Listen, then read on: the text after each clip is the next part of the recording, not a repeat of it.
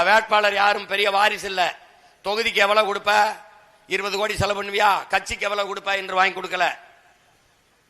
கட்டுத்தொகை போட உங்க பிள்ளைகளுக்கு காசு இருக்கான்னு உங்களுக்கு தெரியுமா? 234 பேருக்கும் பிச்சை எடுத்துங்க பார், பிச்சை எடுத்து இந்த கட்சி அங்கலங்கலமா வளர்த்து வர்றோம். அந்த பிச்சை யாரு கொடுக்கிறா? நீங்க தான். மக்களிடமே கையேந்தி மக்களிடத்தில் இருந்தே இனமாகவும் பணமாகவும் பெற்று அங்கலங்கலமா வளர்ந்து வர்றோம். இங்க வேட்பாளர் நிக்கிற பெண் யார்? அது அப்பா அமைச்சர், அவ வாரிசு.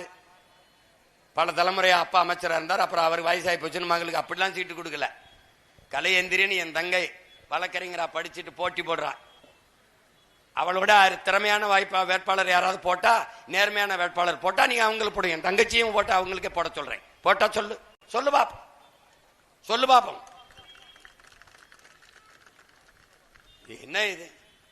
திரும்ப திருடுறவன்ட்டே நாட்டை கொடுத்துட்டு நாடு பாதுகாப்பா இருக்கணும், நல்ல ஆட்சி வரணும்னா எப்படி வரும்?